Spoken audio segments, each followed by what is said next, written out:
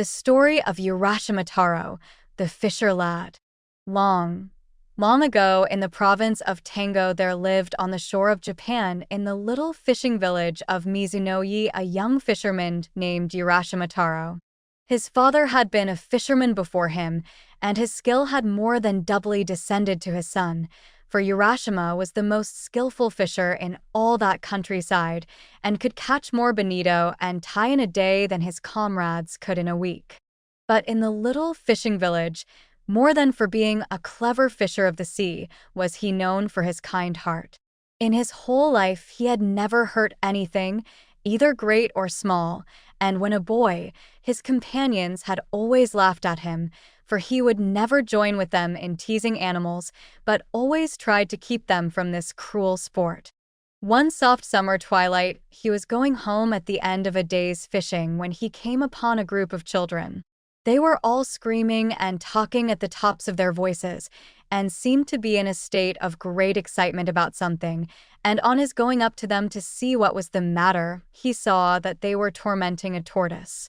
First one boy pulled it this way, then another boy pulled it that way, while a third child beat it with a stick, and the fourth hammered its shell with a stone. Now Urashima felt very sorry for the poor tortoise, and made up his mind to rescue it. He spoke to the boys. "Look here, boys, you are treating that poor tortoise so badly that it will soon die." The boys, who were all of an age when children seem to delight in being cruel to animals, took no notice of Urashima's gentle reproof, but went on teasing it as before. One of the older boys answered, "Who cares whether it lives or dies? We do not. Here, boys, go on, go on." And they began to treat the poor tortoise more cruelly than ever. Urashima waited a moment, turning over in his mind what would be the best way to deal with the boys. He would try to persuade them to give the tortoise up to him, so he smiled at them and said, "I am sure you are all good, kind boys. Now won't you give me the tortoise? I should like to have it so much." "No, we won't give you the tortoise," said one of the boys. "Why should we? We caught it ourselves." "What you say is true," said Urashima, "but I do not ask you to give it to me for nothing. I will give you some money for it. In other words, the Ajisen, uncle, will buy it of you. Won't that do for you, my boys?" He held up the money to them, strung on a piece of string through a hole in the center of each coin. "Look, boys, you can buy anything you like with this money. You can do much more with this money than you can with that poor tortoise. See what good boys you are to listen to me." The boys were not bad boys at all, they were only mischievous, and as Urashima spoke they were won by his kind smile and gentle words and began to be of his spirit, as they say in Japan. Gradually they all came up to him, the ringleader of the little band holding out the tortoise to him.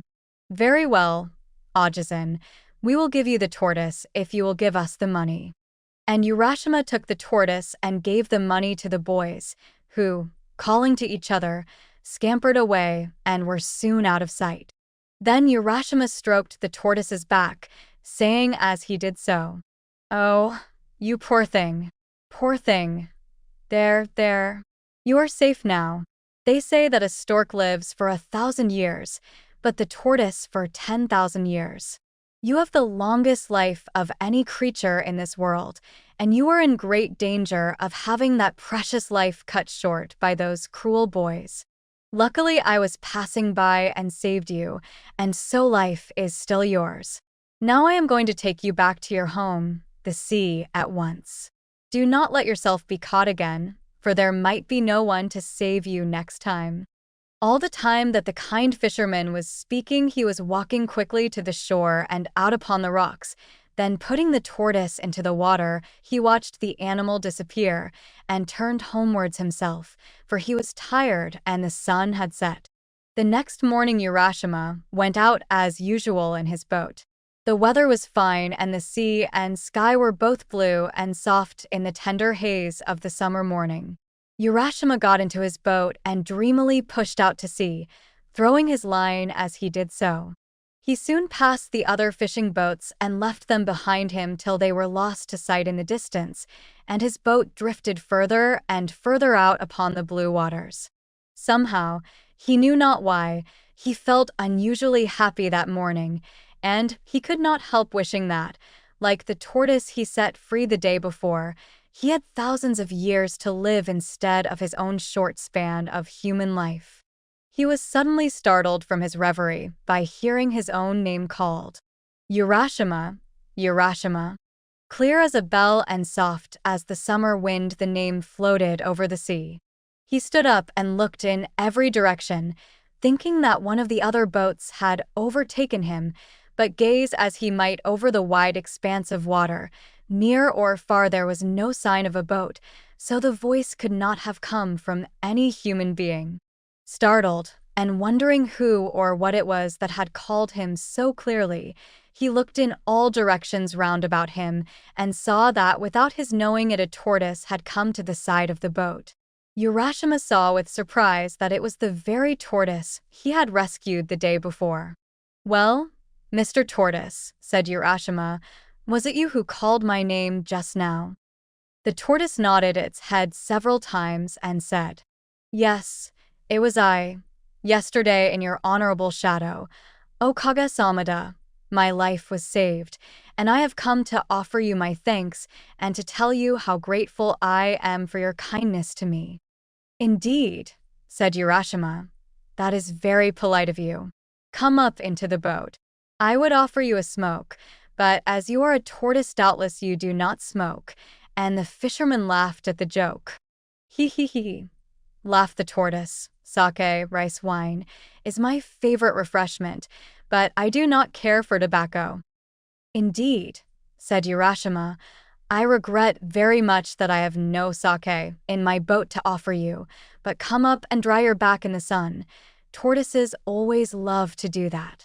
So the tortoise climbed into the boat, the fisherman helping him, and after an exchange of complimentary speeches the tortoise said, "Have you ever seen Rinjin, the palace of the Dragon King of the Sea, Urashima?" The fisherman shook his head and replied, "No.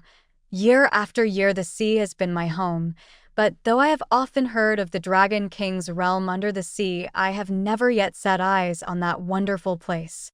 It must be very far away, if it exists at all." "Is that really so? You have never seen the Sea King's palace? Then you have missed seeing one of the most wonderful sights in the whole universe. It is far away at the bottom of the sea, but if I take you there we shall soon reach the place. If you would like to see the Sea King's land, I will be your guide. I should like to go there, certainly, and you are very kind to think of taking me, but you must remember that I am only a poor mortal and have not the power of swimming like a sea creature such as you are." Before the fisherman could say more, the tortoise stopped him, saying, "What? You need not swim yourself. If you will ride on my back, I will take you without any trouble on your part." "But," said Urashima, "how is it possible for me to ride on your small back?" "It may seem absurd to you, but I assure you that you can do so. Try it once. Just come and get on my back and see if it is as impossible as you think." As the tortoise finished speaking, Urashima looked at its shell, and strange to say he saw that the creature had suddenly grown so big that a man could easily sit on its back. "This is strange indeed," said Urashima. Then, "Mr. Tortoise, with your kind permission, I will get on your back. Do koisho." "Too," he exclaimed as he jumped on. The tortoise, with an unmoved face, as if this strange proceeding were quite an ordinary event, said, "Now we will set out at our leisure," and with these words he leapt into the sea with Urashima on his back. Down through the water the tortoise dived. For a long time these two strange companions rowed through the sea. Urashima never grew tired, nor his clothes moist with the water. At last, far away in the distance, a magnificent gate appeared, and behind the gate, the long, sloping roofs of a palace on the horizon. "Ya!" exclaimed Urashima.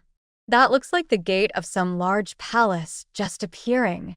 Mr. Tortoise, can you tell what that place is we can now see? That is the great gate of the Rinjin Palace. The large roof that you see behind the gate is the Sea King's palace itself. Then we have at last come to the realm of the Sea King and to his palace, said Urashima. Yes, indeed, answered the tortoise, and don't you think we have come very quickly?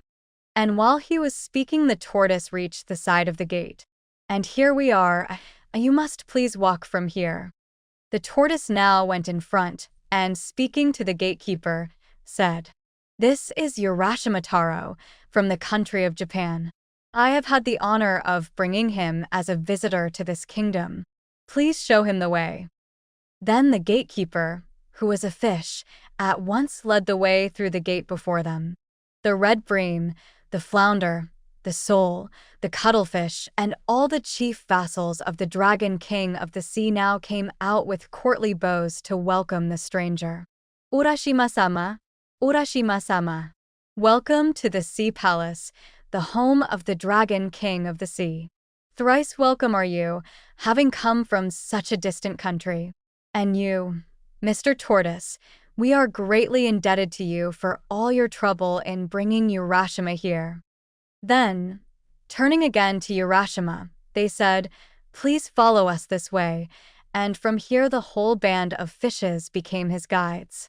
Urashima, being only a poor fisher lad, did not know how to behave in a palace, but, strange though it was all to him, he did not feel ashamed or embarrassed, but followed his kind guides quite calmly where they led to the inner palace. When he reached the portals, a beautiful princess with her attendant maidens came out to welcome him. She was more beautiful than any human being, and was robed in flowing garments of red and soft green like the underside of a wave, and golden threads glimmered through the folds of her gown. Her lovely black hair streamed over her shoulders in the fashion of a king's daughter many hundreds of years ago, and when she spoke her voice sounded like music over the water. Urashima was lost in wonder while he looked upon her, and he could not speak. Then he remembered that he ought to bow, but before he could make a low obeisance, the princess took him by the hand and led him to a beautiful hall, and to the seat of honor at the upper end, and bade him be seated. Urashima Taro, it gives me the highest pleasure to welcome you to my father's kingdom, said the princess. Yesterday you set free a tortoise, and I have sent for you to thank you for saving my life, for I was that tortoise. Now if you like, you shall live here forever in the land of eternal youth, where summer never dies and where sorrow never comes, and I will be your bride if you will, and we will live together happily forever afterwards. And as Urashima listened to her sweet words and gazed upon her lovely face, his heart was filled with a great wonder and joy, and he answered her, wondering if it was not all a dream. Thank you 1,000 times for your kind speech. There is nothing I could wish for more than to be permitted to stay here with you in this beautiful land, of which I have often heard, but have never seen to this day. Beyond all words, this is the most wonderful place I have ever seen. While he was speaking, a train of fishes appeared, all dressed in ceremonial, trailing garments. One by one, silently and with stately steps, they entered the hall, bearing on coral trays delicacies of fish and seaweed, such as no one can dream of, and this wondrous feast was set before the bride and bridegroom. The bridal was celebrated with dazzling splendor, and in the Sea King's realm there was great rejoicing. As soon as the young pair had pledged themselves in the wedding cup of wine, 3 times 3, music was played, and songs were sung, and fishes with silver scales and golden tails stepped in from the waves and danced. Urashima enjoyed himself with all his heart. Never in his whole life had he sat down to such a marvelous feast. When the feast was over, the princes asked the bridegroom if he would like to walk through the palace and see all there was to be seen. Then the happy fisherman, following his bride, the Sea King's daughter, was shown all the wonders of that enchanted land where youth and joy go hand in hand and neither time nor age can touch them. The palace was built of coral and adorned with pearls, and the beauties and wonders of the place were so great that the tongue fails to describe them. But, to Urashima, more wonderful than the palace was the garden that surrounded it. Here was to be seen at one time the scenery of the 4 different seasons. The beauties of summer and winter, spring and autumn, were displayed to the wondering visitor at once. First, when he looked to the east, the plum and cherry trees were seen in full bloom, the nightingales sang in the pink avenues, and butterflies flitted from flower to flower. Looking to the south, all the trees were green in the fullness of summer, and the day cicala and the night cricket chirruped loudly. Looking to the west, the autumn maples were ablaze like a sunset sky, and the chrysanthemums were in perfection.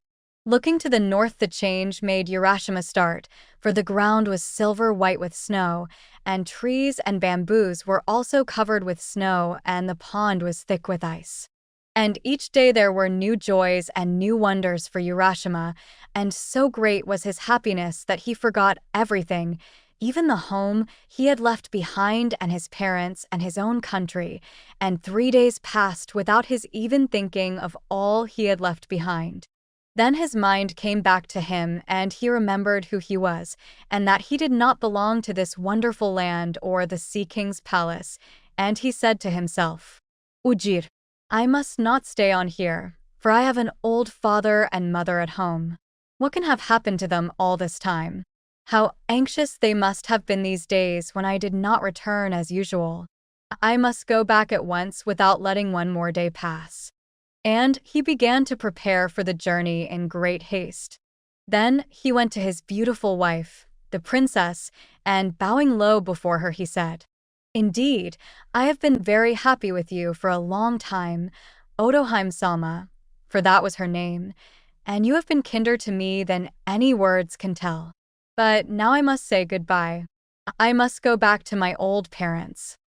Then Otoheim-sama began to weep, and said softly and sadly, "Is it not well with you here, Urashima, that you wish to leave me so soon? Where is the haste? Stay with me yet another day only." But Urashima had remembered his old parents, and in Japan the duty to parents is stronger than everything else, stronger even than pleasure or love, and he would not be persuaded, but answered, "Indeed, I must go. Do not think that I wish to leave you. It is not that. I must go and see my old parents. Let me go for one day, and I will come back to you." "Then," said the princess sorrowfully, "there is nothing to be done. I will send you back today to your father and mother, and instead of trying to keep you with me one more day, I shall give you this as a token of our love. Please take it back with you." And she brought him a beautiful lacquer box tied about with a silken cord and tassels of red silk. Urashima had received so much from the princess already that he felt some compunction in taking the gift, and said, "It does not seem right for me to take yet another gift from you after all the many favors I have received at your hands, but because it is your wish I will do so." And then he added, "Tell me, what is this box?" "That," answered the princess, "is the Tamate Bako, box of the jewel hand, and it contains something very precious. You must not open this box, whatever happens. If you open it, something dreadful will happen to you. Now promise me that you will never open this box."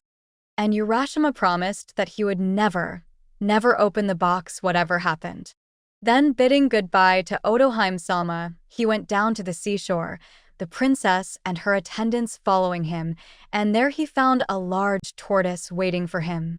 He quickly mounted the creature's back and was carried away over the shining sea into the east. He looked back to wave his hand to Otoheim-sama till at last he could see her no more, and the land of the Sea King and the roofs of the wonderful palace were lost in the far, far distance. Then, with his face turned eagerly towards his own land, he looked for the rising of the blue hills on the horizon before him. At last the tortoise carried him into the bay he knew so well, and to the shore from whence he had set out. He stepped onto the shore and looked about him while the tortoise rowed away back to the Sea King's realm. But what is the strange fear that seizes Urashima as he stands and looks about him? Why does he gaze so fixedly at the people that pass him by, and why do they in turn stand and look at him? The shore is the same and the hills are the same, but the people that he sees walking past him have very different faces to those he had known so well before. Wondering what it can mean, he walks quickly towards his old home. Even that looks different, but a house stands on the spot, and he calls out, "Father, I have just returned." And he was about to enter when he saw a strange man coming out. "Perhaps my parents have moved while I have been away and have gone somewhere else," was the fisherman's thought. Somehow he began to feel strangely anxious. He could not tell why. "Excuse me," said he to the man who was staring at him, "but till within the last few days I have lived in this house. My name is Urashima Taro. Where have my parents gone whom I left here?" A very bewildered expression came over the face of the man, and, still gazing intently on Urashima's face, he said, "What? Are you Urashima Taro?" "Yes," said the fisherman, "I am Urashima Taro." "Ha ha," laughed the man, "you must not make such jokes. It is true that once upon a time a man called Urashima Taro did live in this village, but that is a story 300 years old. He could not possibly be alive now." When Urashima heard these strange words, he was frightened and said, "Please, please, you must not joke with me. I am greatly perplexed. I am really Urashima Taro, and I certainly have not lived 300 years. Till 4 or 5 days ago, I lived on the spot. Tell me what I want to know without more joking, please." But the man's face grew more and more grave, and he answered, "You may or may not be Urashima Taro, I don't know. But the Urashima Taro of whom I have heard is a man who lived 300 years ago. Perhaps you are his spirit come to revisit your old home." "Why do you mock me?" said Urashima. "I am no spirit. I am a living man. Do you not see my feet? And Don," he stamped on the ground, first with one foot and then with the other to show the man. "Japanese ghosts have no feet. But Urashima Taro lived 300 years ago. That is all I know. It is written in the village chronicles," persisted the man, who could not believe what the fisherman said. Urashima was lost in bewilderment and trouble. He stood looking all around him, terribly puzzled, and, indeed, something in the appearance of everything was different to what he remembered before he went away, and the awful feeling came over him that what the man said was perhaps true. He seemed to be in a strange dream. The few days he had spent in the Sea King's palace beyond the sea had not been days at all. They had been hundreds of years, and in that time his parents had died and all the people he had ever known, and the village had written down his story. There was no use in staying here any longer. He must get back to his beautiful wife beyond the sea. He made his way back to the beach, carrying in his hand the box which the princess had given him. But which was the way? He could not find it alone. Suddenly, he remembered the box, the tamate bako. The princess told me when she gave me the box never to open it, that it contained a very precious thing. But now that I have no home, now that I have lost everything that was dear to me here, and my heart grows thin with sadness, at such a time, if I open the box, surely I shall find something that will help me. Something that will show me the way back to my beautiful princess over the sea. There is nothing else for me to do now. Yes, I will open the box and look in." And so his heart consented to this act of disobedience, and he tried to persuade himself that he was doing the right thing in breaking his promise. Slowly, very slowly, he untied the red silk cord. Slowly and wonderingly, he lifted the lid of the precious box. And what did he find? Strange to say, only a beautiful little purple cloud rose out of the box in 3 soft wisps. For an instant it covered his face and wavered over him as if loath to go, and then it floated away like vapor over the sea. Urashima, who had been till that moment like a strong and handsome youth of 24, suddenly became very, very old. His back doubled up with age, his hair turned snowy white, his face wrinkled, and he fell down dead on the beach. Poor Urashima. Because of his disobedience, he could never return to the Sea King's realm or the lovely princess beyond the sea. Little children, never be disobedient to those who are wiser than you, for disobedience was the beginning of all the miseries and sorrows of life.